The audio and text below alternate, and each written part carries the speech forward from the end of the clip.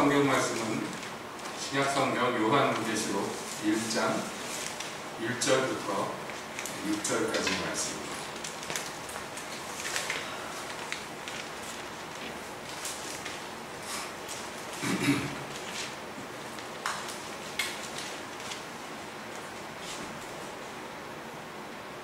요한계시록 1장 1절부터 6절까지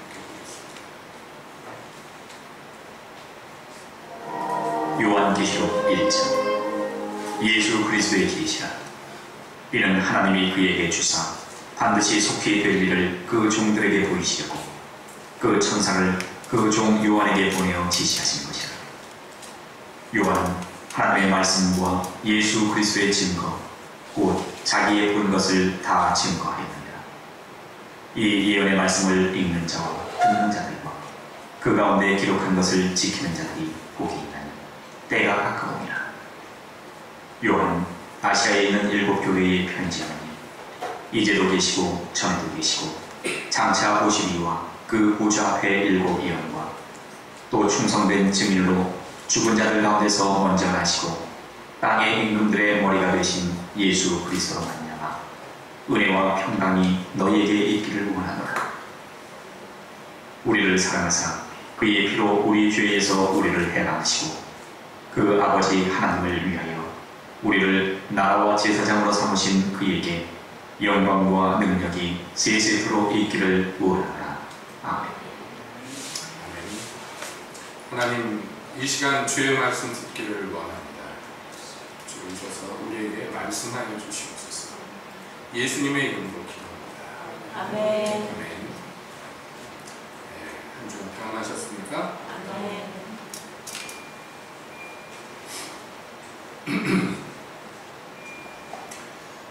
우리는 지금 요한계시록의 시작 부분을 함께 보았습니다. 여러분, 요한계시록은 잘 아다시피 사도 요한이 마지막 때 특별히 있을 일들에 대한 그 하나님의 계시를 받은 것을 적어놓은 것입니다. 물론 종말에 대한 이야기가 주를 이루지만 그것이 전부가 아닙니다. 그래서 하나님께서, 예수님께서 요한을 향해서 말씀하실 때 이전에 있었던 일과 지금 있는 것과 앞으로 있을 것을 내가 말해주겠다 이렇게 말씀하셨으니 과거와 현재와 미래를 아울러서 이 요한계시록이 다 다루는 줄로 압니다. 그러나 오늘 이 시간에는 그 요한이 받은 말세에 대한 또는 이전에 있었던 일들에 대한 계시를 지금 우리가 같이 살펴보고자 하는 것이 아니고 이 요한이 계시를 받아 이 편지를 쓸 때, 이 말을 전할 때 그 서두에서 말하는 것을 우리가 함께 살펴보면서 거기에서 중요한 진리를 함께 보고자 하는 이유입니다. 자, 여기서 보면은 4절에서요, 요한은 아시아에 있는 7 교회에 편지한다 이렇게 얘기합니다. 그래서 2장부터 해서 이 7 교회들이 하나씩 언급이 되는데 이 7 교회는 물론 실제로 있었던 교회고, 그리고 이 당시에 이 편지를 직접 받는 그런 수신자들이 되겠습니다만, 그러나 영적으로 볼 때 이 7 교회라는 것은 아주 중요한 의미가 있습니다. 계시록은, 요한계시록은 여러분 계시에 대한 이야기이기 때문에 모든 단어와 문자가 그 있는 액면의 뜻만 있는 것이 아니라 그 내면의 뜻이 계시적으로 내포되어 있다는 것을 먼저 우리가 알아야 합니다. 그러니까 여기서 7 교회라고 얘기할 때 그것은 단 7개만의 위한, 7개의 교회만을 위한 글이 아니라는 것을 먼저 염두에 두셔야 되는데, 왜냐하면 이 7이라는 숫자가 계속 나올 것이기 때문이에요.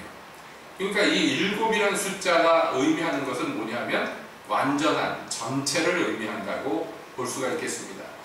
그러니까 내가 7 교회에게 편지한다 라고 했을 때 우리가 뭐라고 이해를 해야 돼요? 이 편지는 모든 교회, 복음을 막론한 모든 우주적인 하나님의 교회 전체에게 하는 말씀이구나 하는 것을 일단 알아야 될 줄로 압니다. 그렇게 7 교회에게 편지한다 그러면서 4절에서 이렇게 얘기해요. 잘 보세요. 이 편지를 하는데 무슨 내용을 편지할 것입니까? 앞서서 얘기했죠. 하나님이 그에게 주신 계시들, 하나님이 전하라고 지시한 말씀, 그것을 내가 전하겠다. 이렇게 얘기하고 시작을 했어요. 그러니까 지금 뭘 얘기하냐면 편지에서 나에게 이 글을, 이 편지를 쓰도록 만드신 분이 누구인가, 그 얘기를 지금 하고자 합니다. 그런데 그분을 뭐라고 설명하느냐 하면 4절에서 이렇게 얘기해요. 이제도 계시고 전에도 계시고 장차 오실 이라고 얘기합니다. 누구 얘기하는 거예요, 여러분? 예수님. 예, 금방 아시네요? 맞습니다. 하나님이라고 해도 틀린 말 아니고 예수님이라고 해도 틀린 말 아니고 예수님 맞습니다. 근데 예수님에 대해서 말하는데요, 이렇게 얘기합니다.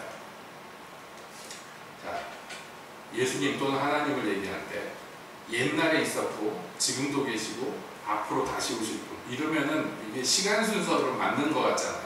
그게 시간 순서로 표현이 맞는 것 같잖아요. 그런데 지금 요한은 그 예수님을 뭐라고 설명하느냐면 지금 계시고 전에도 계시고 그리고 다시 오실 분, 이렇게 얘기해요. 잘 보세요. 지금도 계시고 전에도 계셨고 앞으로 계실 분이라고 얘기하지 않아요. 지금 계시고 전에 계시고 앞으로도 계시는 분이라고 얘기해요. 그러니까 항상 지금 우리말에서는 이게 이제 한국말에서는 시제가 없는 것은 아니지만은 그게 그렇게 뚜렷하지 않은데 지금 성경에서 볼 때 이 모든 시제는 현재형입니다. 그분은 과거와 미래와 현재가 늘 현재예요. 그래서 하나님은 본인 스스로를 말씀하실 때 뭐라고 그러냐면 나는 아브라함과 이삭과 야곱의 하나님이라고 말씀하셔요. 그래서 나는 항상 있는 하나님이라고 얘기합니다. 이게 한국말로는 잘 이렇게 피부에 와닿지 않는데 뭐냐면 내가 옛날에는 아브라함의 하나님이었고 지금은 이삭의 하나님이고 앞으로는 야곱의 하나님이 될 하나님이라고 얘기하지 않고 아브라함과 이삭과 야곱에 대해서 같은 시대를 쓰세요. 예, 그래서 하나님을 뭐라고 하냐면 산자의 하나님이지 죽은 자의 하나님이 아니다 라고 말씀하는 것은 하나님은 살아있는 사람만의 하나님이 아니에요. 과거에 있었던 또는 앞으로 있었던 상관없이 모든 사람이 하나님 앞에 살아있는 것과 같고 지금 있는 것과 같다. 이것은 우리에게 여러 가지 이 하나님 또는 예수님에 대해서 계시해 주는데, 즉 그분은 뭐냐면 우리처럼 시간에 얽매여 있는 분이 아니고 시간 위에 존재하는 분이다 라는 것입니다. 그러니까 예를 들어서 전에 있었던 얘기를 하고 요한이 또 앞으로 있을 계시록에서 주로 다룬다고 말씀드렸죠. 세상 끝날에 대한 이야기를 할 때 그거 되지도 않은 얘기를 어떻게 알고 쓰느냐라고 얘기하면 이게 무지한 얘기란 말이에요. 왜냐하면 하나님께는 그 모든 것이 한눈에 보이는 거예요. 하나님 앞에서는 그 과거나 미래나 현재가 전부 하나님 앞에서 지금 현재예요. 항상. 왜냐하면 하나님은 시간에 구애받지 않는 분이기 때문에. 아무튼 이 하나님에 대해서, 예수님에 대해서 첫 번째 얘기는 이제도 계시고 전에도 계시고 장차 오실 이라고 얘기합니다. 또 그 보좌 앞에 일곱 영과라고 얘기해요. 여기서도 일곱이라는 숫자가 나오죠. 앞으로도 계속 나옵니다. 일곱 영 또는 일곱 눈, 일곱 뭐 이건 다 뭐냐면 신구약을 통틀어서 공통적으로 성령 하나님을 설명하는 어구예요. 일곱 영이라는 것은 일곱 개라는 게 아니에요. 그분이 완전하신 영이고 모든 것을 다 보고 계시는 영이에요. 그래서 지금 예수님과 또 하나님과 성령 앞에서 또 5절에서 이렇게 얘기해요. 첫 번째, 또 충성된 증인이라는 말이 나오고, 두 번째는 죽은 자들 가운데 먼저 나신 분이라고 얘기하고요. 세 번째는 땅의 임금들의 머리가 되신 분. 이게 누구 얘기냐면 예수 그리스도라고 얘기합니다. 그러니까 이 모든 지금 얘기가 뭐냐면 성부, 성자, 성령에 대한 이야기예요. 근데 특별히 어디에다가 더 많은 어구를 갖다가 쓰느냐 하면 바로 예수님에 대한 설명에 이 설명이 더 깁니다. 자, 예수님을 세 가지로 설명을 하는데, 첫 번째는 예수님이 충성된 증인이라고 얘기합니다. 예수님은 충성된 증인이 맞습니다.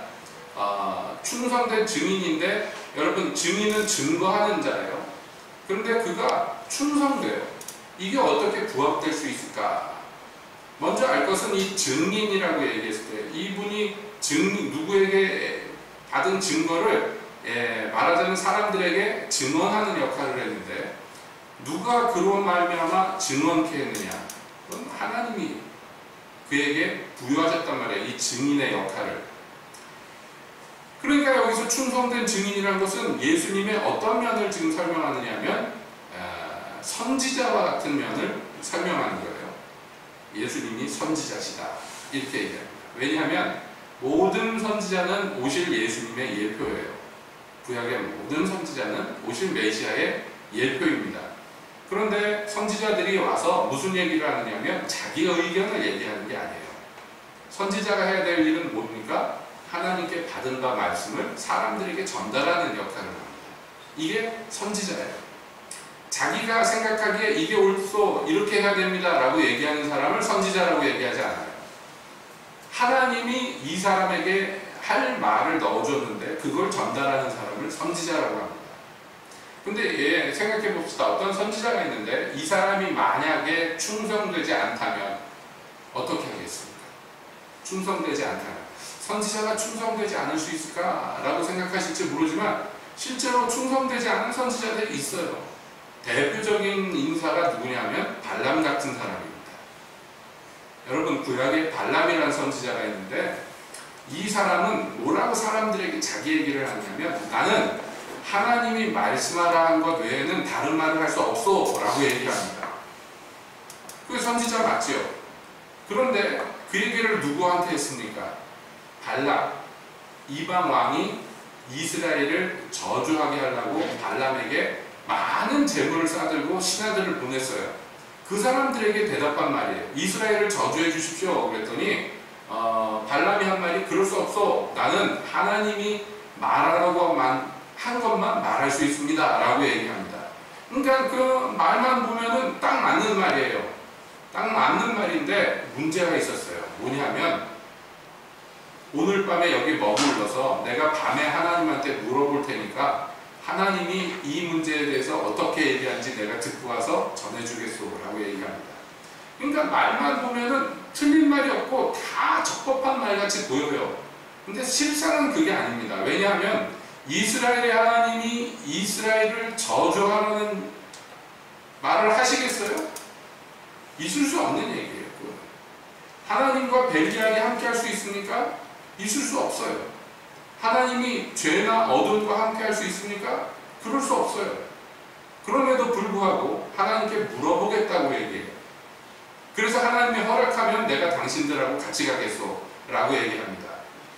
그것은 말하나 마나한 얘기예요. 그런데도 불구하고 하나님한테 자꾸 물어봐. 왜 물어봐요? 가고 싶어요. 이스라엘을 저주하고 이 많은 돈을 얻고 싶은 거예요. 마음에 소원이 있어요, 따로. 그러니까 자꾸 그런 걸 하나님한테 물어보니까 하나님이 나중에 가라 그럽니다. 그때 신나게 가는 거예요. 야, 하나님이 가라고 그랬다고. 하나님이 가라고 그랬다는 게 아니에요. 예, 그건 네 마음대로 해라 하는 얘기예요. 가라고 그러는 게 아니에요. 그 좋다고 가다가 죽을 뻔했잖아요. 그 타고 가던 당나귀가 심판하는 천사를 보고 피했기에 망정이지 그냥 갔으면 당나귀는 살고 발람만 죽었을 거야. 근데 이놈 나귀 새끼가 말을 이렇게 안 듣냐 막 좁혀가면서 끌고 가려고 그러니까 하나님이 말 못하는 짐승의 입을 열어서 말하게 하시고 그러니까 이건 뭐예요? 이 말 못하는 당나귀만도 못한 처지에 떨어진 거예요. 하나님의 당대의 선지자란 말이에요.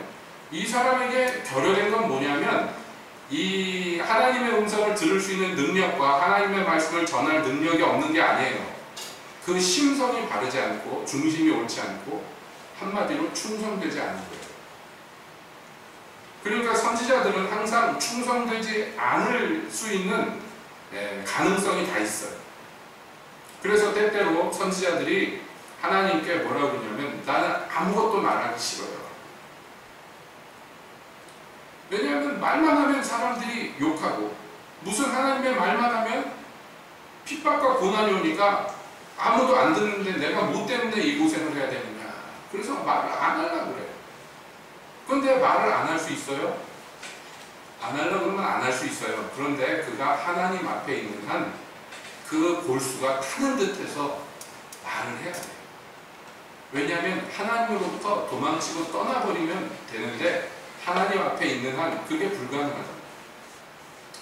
실제로 하나님의 낯을 피해서 도망간 선지자도 있잖아요. 요나 같은 선지자. 예, 그가 도망간 이유는 뭐냐면 하나님을 너무 잘 알기 때문에 도망갔어요. 하나님이 느느웨 성에 가가지고 심판받을 것에 대해서 선포하라고 그러니까 벌써 눈치를 딱 챘어요.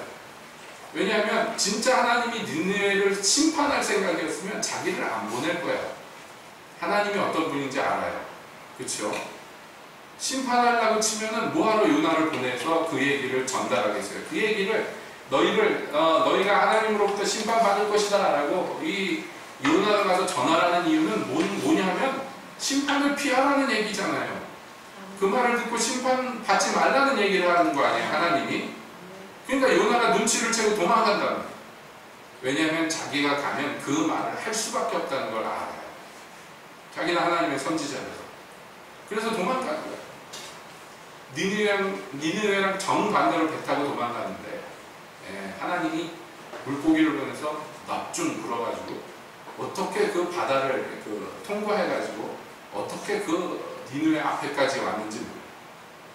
거기다 토해놓으니까 니느웨 성에 가가지고 전하긴 전하는데 여러분 성경을 봐서 알겠지만 3일 길을 가야 되는 큰 성에 하루만 전해. 하라니까 하는 거지 좋아서 하는 게 아니에요. 절대로. 하루만 전하고 그 다음에 뭘 하냐면 성에서 멀리 떨어져가지고 저놈의 성이 어떻게 폭파되는지 보자. 그거 구경하고 있어요. 그러니까 이건 뭐냐면 하기는 했지만 충성된 건 아니에요. 왜냐하면 하나님이 어떤 분이란 거는 알았지만 하나님이 어떻게 하시는 분인 것은 알았지만 그러나 하나님 마음의 깊은 곳에 그 긍휼과 자비에 대해서 공감하지 못했기 때문에 네가 심지도 않고 배양하지도 않았던 이 넝쿨이 하루에 졌다가 하루에 멸망당하는 것으로 네가 이렇게 성질을 부리고 화를 내는데 하물며 내가 내 형상대로 치고 내가 이제까지 돌봤던 그 성읍 출입을 알지 못하는 어린아이들이 수없이 있는 그 성읍이 나에게는 얼마나 더 귀하겠느냐. 그 마음을 공감하지 못하는 거예요. 그러니까 여러분 예수님은 그와 달라요. 예수님은 여러분 아시다시피 예수님이 와서 자기 얘기를 하신 적이 없어요. 나는 내가 하는 증거는 선하니 왜냐하면 내가 자의로 말하는 게 아니라 나를 보내신 이의 말을 전하기 때문에 내 증거가 선하다. 내 증거에도 증인이 있는데 바로 나를 보내신 아버지와 나와 함께하는 성령이 내 말의 증리다라고 담대하게 말씀하셨어요. 그러니까 본인 이야기를 해도 누가 뭐라고 얘기할 사람이 없음에도 불구하고 그분은 항상 아버지의 뜻을 전하는 것에 모든 전심전력을 다했어요. 그러니까 선지자로 놓고 보면 정말 이만한 충성된 선지자가 없는 거예요. 왜냐하면 그분이 말을 전할 때 누가 들었습니까? 누가 듣습니까? 들으려고 하지 않는 자들도 무수히 많고 예수님을 따르는 자들도 있었지만 예수님을 따르는 자들마저도 예수님의 말을 다 알아듣는 것도 아니에요. 뻔히 보이는 말을 해도 못 알아듣습니다.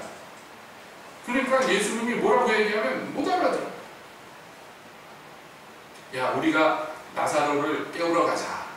나사로가 잠들었으니 깨우러 가자. 그랬더니 나사로가 아픈데 잠이 들었다 거 보니까 병이 좀 나았나 봅니다. 못 알아들어. 예수님이 무슨 얘기하는지. 예수님이 아니라 나사로가 죽었느니라 그랬더니 그 다음에 뭐라고 하냐면 죽었는데 나사로를 깨우러 가자고? 그 뭐라고 하냐면 우리도 주님과 함께 죽으러 가자. 그런데 무슨 말을 해도 못 알아들어. 인자가 예루살렘에 가서 장로들의 손에 넘겨지고 핍박과 고난을 받고 십자가에 못 박혀 죽고 3일 만에 다시 살아납니다. 무시무시하잖아요. 말 자체가. 이건 뭔지 몰라요. 무슨 말인지 몰라요. 그 말을 듣고 곧 무슨 짓을 했느냐면 뭔지 모르지만 예루살렘에 가서 예수님이 왕위에 올라앉을 때 누가 오른쪽에 앉을 거냐 누가 왼쪽에 앉을 거냐 그거 갖고 싸웁니다. 우리 중에 누가 크냐. 심지어 예수님을 사랑하고 예수님께 자기의 인생을 바치고 예수님의 제자가 되어서 쫓아가는 사람들조차도 예수님의 말씀을 못 알아들어요. 이건 여러분 인간적으로 놓고 볼 때 이만한 고독이 없어요. 그를 반대하는 자들은 물러나고 그를 추종하는 자들마저도 아무하고도 심정의 깊은 말을 나눌 상대가 없어요. 그럼에도 불구하고 예수님이 뒷걸음질 친 적 있습니까? 좌우를 본 적 있습니까? 오로지 전진하고 또 전진하고. 헬라에서 온 사람들이 예수님을 만나고자 했어요. 이 총구석 여기에서 이렇게 욕먹어가면서 일하지 마시고 선생님처럼 훌륭한 분은 좀 대처에 나와서 큰 일을 도모하는 것이 옳지 않습니까? 하고 헬라인들이 예수님을 모시고 가려고 할 때 예수님이 그것을 거절했어요. 오로지 아버지의 뜻을 이루는데 전심을 다하고 전력을 다했고 그것을 위해서 세력 있고 힘 있고 돈 있는 사람들의 환심을 사려고 지지를 받으려고 노력하지도 않으셨어요. 오직 그분에게는 아버지의 뜻만이 중요했고 그 뜻을 이루는 데 있어서 말뿐만 아니라 모든 행위를 다 바치셨어요. 죽기까지 충성하셨어요. 그래서 예수님은 충성된 증인입니다. 뿐만 아니에요. 예수님은요, 죽은 자들 가운데서 먼저 나신 분이라고 얘기합니다. 예수님이 죽으셨다가 다시 살아났다는 것을 의미하기도 하고 예수님이 그 모든 부활할 사람들의 첫 번째 열매로서 다시 살아나셨다는 것을 의미하기도 합니다만 그러나 우리가 먼저 생각해 봐야 될 것은 그분이 죽으셨다는 거예요. 예수께서 자기를 계시하실 때 계시록에 나와서도 그렇게 말씀하셨죠. 나는 전에 죽었다가 지금 살아있는 자다. 이게 예수님에게 있어서 굉장히 중요한 것인데 왜냐하면 예수님이 죽으셨다는 거예요. 여러분 예수님은 죽을 수 있는 존재가 아닙니다. 애시당초. 예수님은 하나님이셔요. 예수님께는 사망이 가까이 할 수 없어요. 그렇죠? 예수님은 오로지 생명이시고 빛이십니다. 그런데 그분이 어떻게 죽으셨을까요? 어떻게 죽을 수 있었을까요? 죽음이라는 것은 여러분 우리 생각에는 사람이 살다가 죽는 게 자연스럽게 보일지 모르지만요 실상은 이것은 있을 수 없는 일이에요. 원래 하나님이 인간을 만들 때 죽으라고 만들어 놓은 게 아니에요. 우리를 만들 때요 하나님처럼 영원히 살도록 만들어 놓으셨어요. 근데 왜 우리가 죽는 게 당연해져 버렸을까요? 이유는 하나예요. 바로 죄 때문입니다. 죄가 생명이신 하나님과 우리 사이를 냈고 그러니까 더 이상 생명과 접촉할 수도 없고 생명을 공급받을 수도 없기 때문에 우리는 그냥 죽어버리는 거예요. 만약에 생명에게 뿌리만 내리면 영원히 살 수 있어요. 그런데 죄 때문에 그게 단절이 되어버렸어요. 그래서 우리가 죽게 됐어요. 근데 예수님은 죄가 없으시기 때문에 예수님은 죽지 않아도 됩니다. 아니 죽을 수가 없는 분이에요. 그런데 죽으셨어요. 이유는 단 하나죠. 남의 죄를 대신 짊어졌기 때문에 덮었었기 때문이에요. 그래서 자기 몸으로 죄값을 치르셨어요. 여러분 이게 뭔지 아시죠? 나는 죄가 없는데 남의 죄를 짊어져서 죄값을 치렀다. 여러분 누가 이걸 합니까? 누가 이것을 합니까? 예? 누가 이런 존재예요? 남의 죄를 짊어져 가지고 죄값 때문에 피를 흘리고 죽었어. 이건 누가 하는 일이냐면 재물이 하는 일이에요. 재물. 원래로 얘기해요. 구약적으로 얘기해요. 여러분 소나 양을 이스라엘 사람들이 하나님께 제사 드리려고 끌고 오는데 얘들이 죄가 있는 게 아니에요. 얘는 그냥 그 풀 뜯어 먹다가 졸지에 주인한테 끌려온 거예요. 얘는 죄가 있는 소가 아니에요. 얘는 그냥 소예요. 그런데 이 소가 왜 죽어야 돼요? 왜? 그 소의 주인이 죄인이기 때문에. 그래서 그 소의 주인이 지은 죄, 갖고 있는 죄를 덮어 써가지고 소가 대신 죽는 거예요. 그래서 이 재물은 사실은 억울한 존재예요. 재물 자체 놓고 보면 얘가 죽을 이유가 없어. 근데 왜 죽습니까? 죄를 덮어 썼기 때문이에요. 그러니까 예수님이 죽으셨다는 것은 무엇으로 죽으신 거예요? 재물로서 죽으신 거예요. 재물로서. 자, 재물로서 자기를 들여서 죽게 만들고 그리고 그 죽음을 이기고 다시 살아나셨어요. 예수는 우리 죄로 말미암아 죄를 인하여 죽음을 당하시고 우리를 의롭다 하시기 위해 다시 사셨느니라. 로마서에서 말씀하셨어요. 여러분 이게 누가 하는 역할입니까? 이게 제사장이 하는 역할이에요. 제사장이신데 그 제사장이 무엇으로 제사를 드렸냐면 자기를 단번에 드려서 제사를 필하신 거예요. 모든 제사가 황소의 피와 수소의 피가 잠시 잠깐의 제사의 역할을 하고 잠시 잠깐의 죄에 감당하는 역할을 하지만 그것은 무수히 계속 드려져야 되는 제사예요. 그러나 예수님이 드리신 제사는 그와 다릅니다. 자기를 제물로 단번에 제사를 지내시고 그래서 우리의 모든 죄, 모든 인류의 모든 죄, 과거와 현재와 미래의 모든 죄를 짊어지시고 모든 죄를 이 제물 한 번으로 다 충족시키셨어요. 그래서 더 이상 제사가 필요 없는 거예요. 그래서 그 제물 대신 예수님이 온전한 제사로 자기를 드렸기 때문에. 그리고 다른 제물이 또 필요 없는 것은 그렇게 죄값을 치르신 분이 다시 살아서 자기가 드린 제사를 영원히 주장하고 계시기 때문에 그래요. 그래서 예수님은 계시록에서 어떤 분으로 묘사되느냐면 죽임당하신 어린 양으로 묘사돼요. 죽임당한 어린 양인데 지금 살아있어. 그래서 그분이 보좌에서 영광으로 통치하시는 거예요.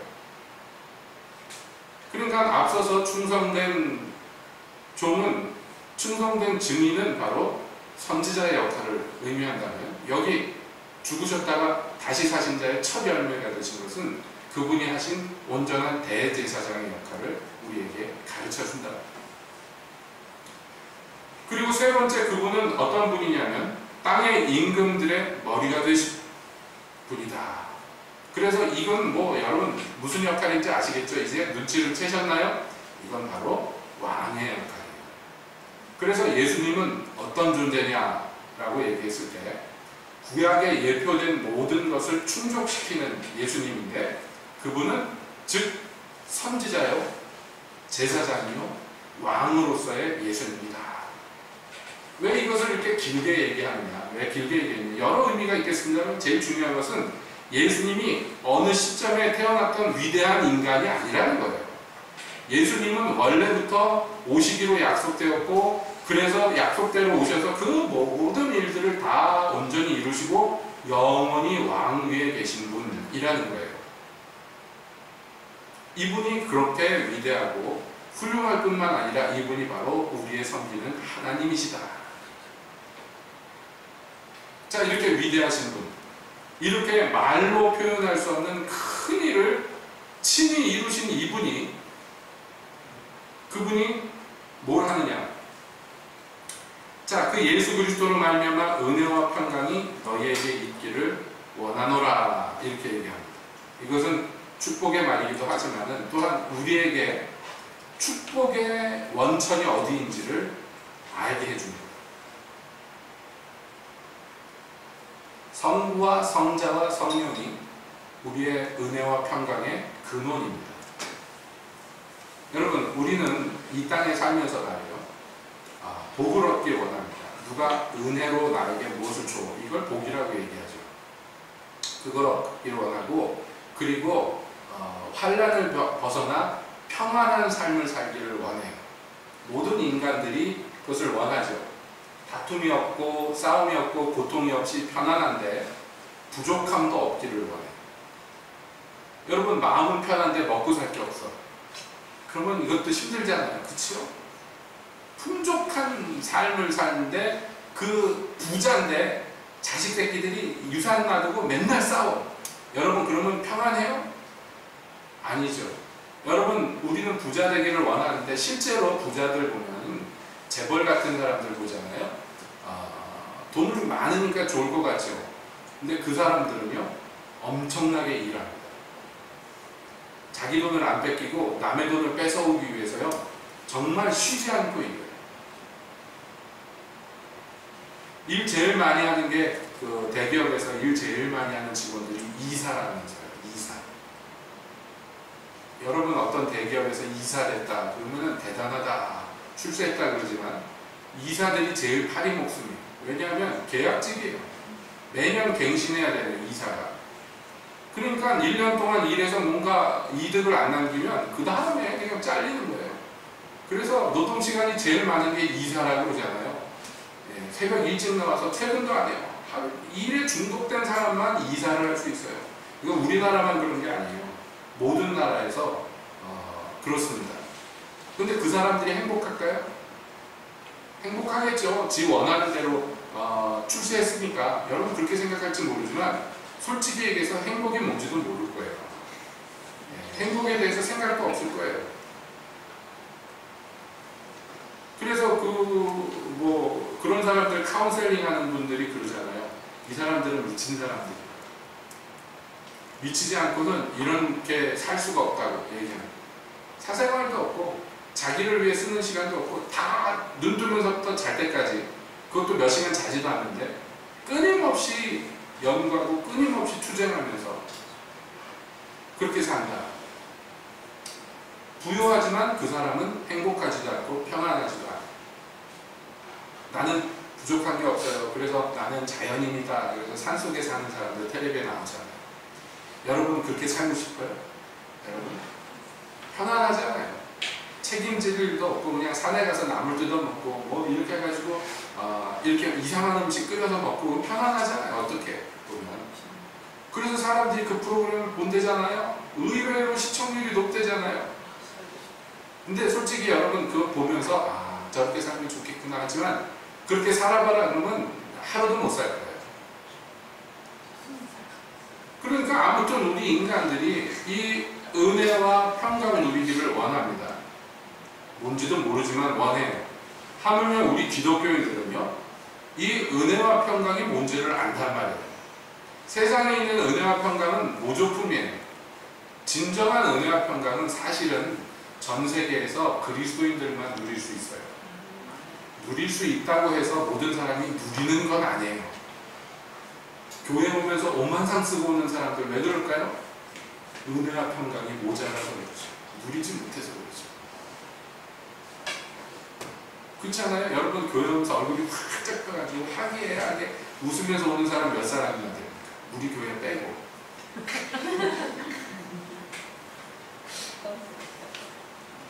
그러니까 진정한 이 은혜와 평강은 원천이신 분과 어떻게 접촉해 있고 어떻게 연결해 있느냐에 좌우되는 것이에요. 특별히 우리 예수님에 대한 설명을 우리가 좀 자세하게 보았습니다만은, 여러분 그분과 어떻게 연결되느냐는 이 예수님의 사역과 밀접한 관련이 있어요. 그래서 그분이 뭘 하셨느냐, 예수님이 뭘 하셨느냐, 여기 5절에서 이렇게 설명해요. 우리를 사랑하셨어요. 첫 번째, 우리를 사랑하셨어요. 하나님이, 예수님이. 여러분 동의하십니까? 아멘 하십니까? 우리를 사랑하셨어요? 사랑받는 것 같아요 내가? 거짓말하지 마시고 솔직하게 얘기합시다. 사랑하신다는 얘기는 들었는데 내가 피부로 진짜 나를 사랑하는지, 또는 예수님이 진짜 나를 사랑한다고 느껴지는지, 실감하는지에 대해서는 사실 이건 별개의 문제예요. 교리적으로 볼 때 누가 뭐라고 해도, 누가 무슨 소리를 해도 하나님이 우리 사랑하시는 것은 변함이 없어요. 누구도 부인할 수 없어요. 근데 이게 나 개인의 문제가 되고 내 개인의 감상이 된다면 얘기가 달라진다. 우리를 사랑하셨어요. 그런데 그 사랑으로 말미암아 무슨 일이 일어났느냐? 첫 번째가 우리 죄에서 우리를 해방하셨어요. 여러분 왜 예수님이 나를 사랑하고 하나님이 나를 사랑하는지 실감이 잘 안 되느냐면, 그 사랑의 결과가 나한테 풍성하게 나타나지 않기 때문이에요. 마찬가지죠? 여러분 우리가 예수를 믿을 때 무슨 일이 일어나냐면 죄에서 해방되는 일이 일어나요. 죄에서 해방이 돼요.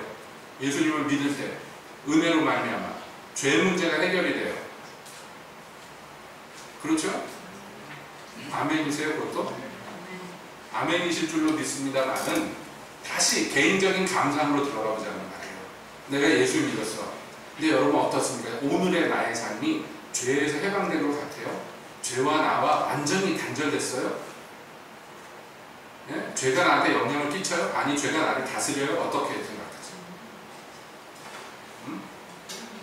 막 자식 새끼가 성질나게 하는데 온화하게 오류하고 겸손하게 대해요? 아니면 막 주먹이 나갑니까? 어떻습니까? 자녀들은 엄마 아빠가 막 성질을 뒤집어 놓을 때 온유하고 겸손하게 네 합니까? 엄마한테? 아빠한테? 그러면요 누가 어디서 아니요 소리가 어디서 나는데 근데 이거는 저기 목소리 톤이 자녀 톤이 아니라 부모 톤, 어머니 톤인데요. 이런 일상의 작은 일들 가운데서 예수님은 나한테 이미 다 해주셨지만 내가 그것을 누리느냐 하면 그건 별개의 문제라니까요. 여러분 하나님이 날 사랑하는 거는 이건 사실이에요. 요즘의 표현대로 하면 이건 팩트예요. 누가 어떻게 할 수 없는 진실이에요. 그런데 내가 그것을 느끼느냐는 다른 문제라니까. 예수님이 나를 사랑하신다고 진짜 그 사랑이 느껴져요? 여러분 예수님이 날 사랑하는 게 느껴지면 여러분 이렇게 멀쩡하게 못 돌아다닙니다. 제가 단언하건대 하나님의 사랑과 내가 조금이라도 접촉되면요 어떻게 되느냐면 심장마비가 죽어버려요. 그 사랑의 넓이와 높이와 깊이와 크기가 어떠함을 알아가야 되는데 그거야말로 은혜의 핵심이에요. 그리고 예수님이 피 흘려서 우리 죄값을 치러주시고 우리에게 죄에서의 해방을 주셨는데 실제로 죄에서 해방을 느끼고 누리면서 사는 성도가 얼마나 되는지.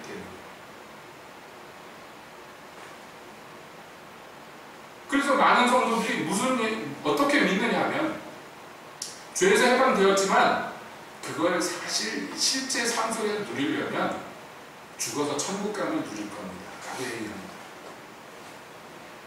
여러분 천국에는 눈물도 없고 슬픔도 없고 고통도 없고 병도 없고 죽음도 없어요. 믿으시죠? 네, 믿으시는 줄 압니다. 그러면 천국 백성된 우리는 어떻습니까? 예를 들어 봅시다. 여러분 예수 이름으로 믿고 기도하면 여러분 예를 들어서 내가 병이 있는데 병이 나아야 돼요? 안 나아야 돼요? 나을 줄로 믿습니까? 근데 나아요? 실제로? 나을 때도 있고 안 나을 때도 있고 그 정도면 해도 우수한 모범생이에요. 많은 사람들이 평생에 기도했는데 감기 한 번 나아본 적이 없다고. 그러니까 뭐냐면 성경에서의 약속하고 내 삶이 자동적으로 일치되는 게 아니에요. 예? 주님은 약속하셨어요. 너희가 믿고 기도하면 너에게 이미 이루어진 줄로 알라 그랬어요. 그런데 여러분 그 믿어서 기도했는데 이렇게 이루어지는 기도 응답을 많은 성도들이 평생에 한 건도 경험하지 못하는 경우가 많은 경우예요. 또는 경험하는데 솔직히 얘기해가지고 평생에 예를 들어서 예수를 50년 믿었는데 5번도 경험을 못해요. 10년에 한 건이면 조금 너무 척박하잖아요. 그 제가 이 말씀 드리는 거 여러분 한숨 나오라고 하는 게 아니고 성경에서 뭐 약속이 있어도 그게 진리고 그게 맞는 얘기지만 그렇다고 해서 자동적으로 나한테 저절로 이루어지는 건 아니라는 거예요. 그게 이루어져야 돼요. 그런데 이루어져야 됩니다. 여러분 예수를 믿고 예수님 이름으로 기도하면 죽은 자가 살아나리라고 믿어요? 안 믿어요? 믿어요. 그래서 몇 명이나 살려봤어요?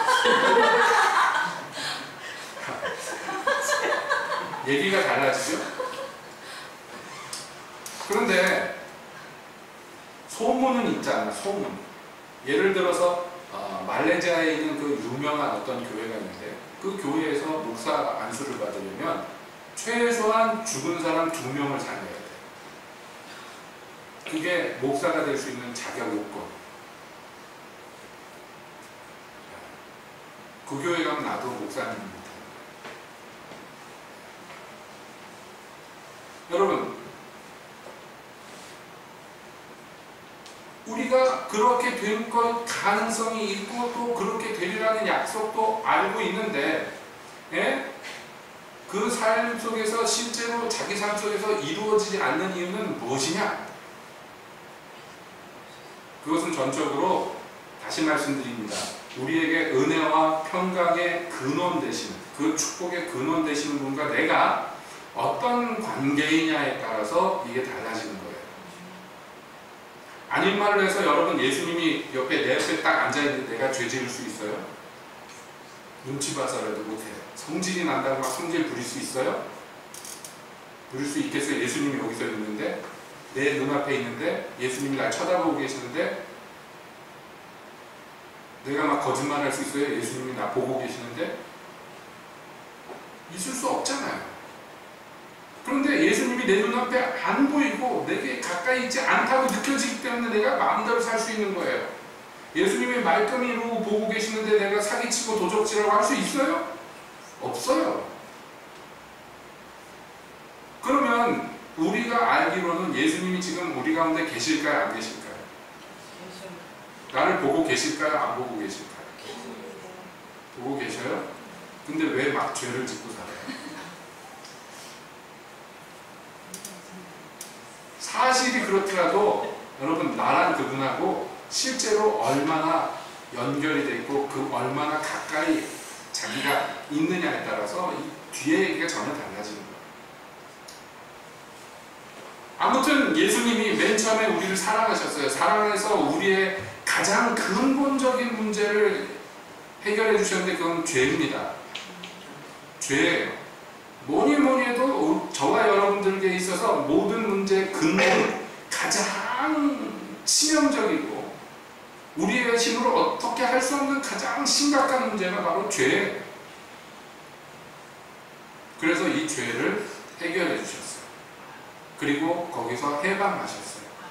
이게 예수님이 우리를 사랑하셔서 처음으로 하시는 일이에요. 맨 처음 하시는 일. 여러분, 자기가 죄인임을 깨닫고 이 죄가 나를 죽이고 있다는 것을 깨닫고 여기에서 벗어나려고 하는데 벗어날 길이 없는 절망 가운데서 부르짖다가 예수님을 만난 사람들, 이 사실을 누구보다 잘할 거예요.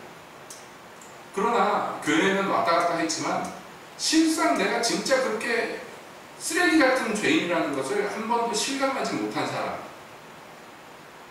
죄에서 해방이라는 걸 아무리 설명을 해줘도 모를 거예요. 왜냐하면 나는 죄에 묶여 있었다는 걸 한 번도 느껴보지 못했기 때문에. 그러니까 그리스도께서 죄에서 해방시키셨다 그러면 이론적으로 교리적으로 동의하지만 심정적으로 동의가 안 되는 거예요. 왜냐하면 죄에 눌려서 고통받아 본 적이 없기 때문에. 그러므로 여러분께 축복의 말씀으로 제가 드리는 거예요. 한 번도 그것을 경험하지 못했다면 여러분들이 죄의 짐을 지고 신음해 보시기를 축복드립니다. 무슨 극단 축복인가 싶지만 그 축복이에요. 죄의 사슬에 묶여서 고통하고 몸부림을 쳐봐야지 해방의 기쁨을 아는 거예요. 여러분, 우리가 얼마 전에 8.15 지나갔잖아요. 우리나라 해방됐을 때 사람들이 막 나와서 막 만세 부르지만, 예? 일제시대 때 순사하던 사람들이 만세했겠어요? 예? 일본 놈 앞잡이 앉은 사람들이 만세 했겠냐는 거예요. 안 했을 거예요. 왜냐하면 일제시대 때 종로로 타지 않고 고통받지 않았기 때문에, 오히려 그때가 더 빨개치고 살았기 때문에. 우리가 그러면 죄에서 이렇게 해방을 받았어요. 그러면 거기서 끝나느냐? 아닙니다. 그 다음에 우리를 사랑하셔서 예수님이 하신 일이 뭐냐면 그 아버지 하나님을 위하여 우리를 나라와 제사장으로 삼으셨다. 이렇게. 여기 나라라고 우리말에 되어 있는 이 나라라는 것은 다른 말로 하면 왕권이에요. 왕권. 통치를 의미합니다. 나라라는 것은. 그래서 헬라어 사본에 따라서 약간씩 차이가 있는데, 그래서 우리말에는 나라라고 번역됐지만 영어 성경에는요 킹이라고 써있어요. 왕과 제사장으로 삼으셨다. 이렇게 번역이 돼 있어요. 영어 성경은. 그게 틀린 말이 아니에요. 왜냐하면 여기 나라라는 말은 곧 왕권 통치력을 의미하기 때문에 그렇습니다. 근데 앞에서 봤죠? 여러분, 누가 왕이고 누가 제사장이에요? 예수님이에요. 그럼 무슨 얘기냐면 예수님이 부활하신 게 우리랑 무슨 상관이 있어요? 예수님이 죽으신 게 나랑 무슨 상관이 있어요? 상관이 있어야 돼요.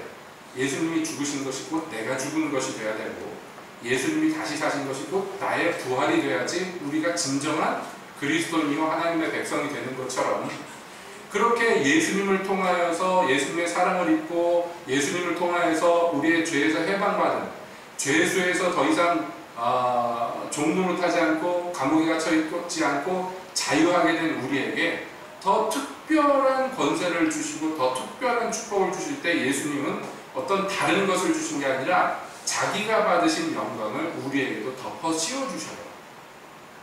당신이 왕으로서 갖고 있는 권세와 영광을 우리에게 덮어주시고 그분이 제사장으로서 받으신 그 영광의 축복을 우리에게 나눠주시는 거예요.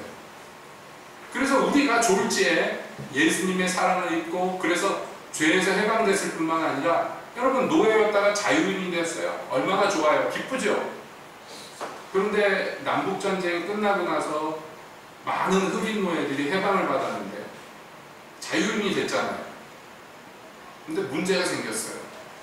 흑인 노예들이 해방이 됐는데 먹고 살기 없어요. 전에 노예 노릇하면서 무슨 재산을 모아놨겠어요? 뭘 했겠어요? 먹고 살 필요 없죠?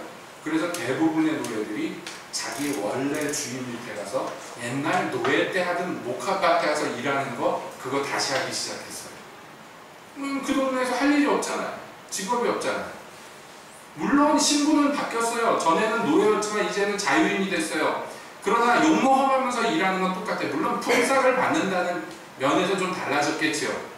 전에는 밥만 먹여주고 일을 시켰다면 이제 자기 돈으로 밥 사먹을 돈을 주는 거예요. 근데 많이 주는 게 아니에요. 그러니까 삶의 본질은 별로 달라진 게 없어요. 만약에 하나님이 우리를 죄에서 해방시키셨는데 그 해방된 사람이 예전에 죄인으로 살 때랑 별반 다를 바가 없다면 불행하죠. 근데 실제로는요, 많은 그리스도인들이 그렇게 산단 말이에요. 분명히 죄에서 해방이 되었는데도 예전에 죄의 본성대로 육체가 원하는 대로 육체의 열매를 맺히면서 살던 때와 별반 다를 바 없이 예전에 죄의 종노릇 할 때는 별반 다를 바 없이 종으로 살아. 그냥 육체가 하자는 대로 하고 살아요. 내 마음으로는 하나님의 법을 지키기를 원하지만 내 육신은요 죄의 법 아래 있어요. 많은 사람들이 그렇게 고백합니다. 그것은 굉장히 불행한 거예요. 근데 성경은 얘기하기를 우리를 그렇게 그냥 무책임하게 노예에서 해방시키고 끝난 것이 아니라고 얘기해요. 왜냐하면 그분이 사랑하시기 때문이에요. 그래서 이제 하나님을 위하여 사는 사람으로 우리를 만드세요. 전에 나를 위해서 살고 세상의 헛된 것을 위해서 살았다면 이제는 하나님을 위해서 사는 사람으로 우리가 바뀌었어요. 그 하나님을 위해서 우리는 무슨 직업으로 삽니까 우리가? 라고 묻는다면 우리가 왕이요 제사장으로서 살게 만드셨다. 여러분 간곡히 부탁드리는데 아멘으로 받으시고 여러분 이 삶을 누리시기를 바랍니다. 우리를 왕같은 제사장이고 하나님의 나라로 만드셨어요. 그것이 우리에게 이루어진 일이고 그것이 지금 다시 한번 확언되는 것이에요. 예수 그리스도께서 자기와 같은 왕, 자기와 같은 제사장으로 우리를 삼으셨어요. 그러면 예수님이 충성되게 증인이 되셨던 것처럼 우리도 충성되게 그 역할을 이 땅에서 감당하는 것이 옳습니다. 왜냐하면 이건 짐이 아니라 영광이기 때문이에요. 우리가 얻을 수 없는 고귀한 직분을 우리에게 주신 것이에요. 예수님이 피 흘려서 우리를 그렇게 만드셨습니다. 성령님이 일곱 눈처럼 우리를 뚜렷하게 보시며 빛을 비추십니다. 영원히 있으실 하나님이 지금 산자의 하나님이 우리 하나님이 되셔서 그것을 후원하시고 돌보십니다. 이게 우리 성도들이 받은 이 땅에서 받은 축복이에요. 죽어서 천국 가서 받을 필요가 없어요. 지금부터 누리시면 됩니다. 예, 누리세요. 이것은 하나님과 나의 관계에서 모든 것이 시작이 됩니다. 내가 왕으로 제사장으로 살기 위해서 여러분 왕이 뭐 해야 돼요? 통치해야 되죠. 예, 이 땅에서 통치자로 살아야 돼요. 빌빌 종으로 사는 게 아니에요. 죄가 끄는 대로 가는 게 아니에요. 죄를 무찔러야 되는 사람. 영으로서 몸의 행실을 죽이면 너희가 살리니 그랬어요. 죄와 싸워서 이겨야 돼요. 왕으로서 그 백성들을 군대를 이끌고 나가 싸우는 사람들이 되어야 돼요. 뿐만 아니라 제사장이 돼요.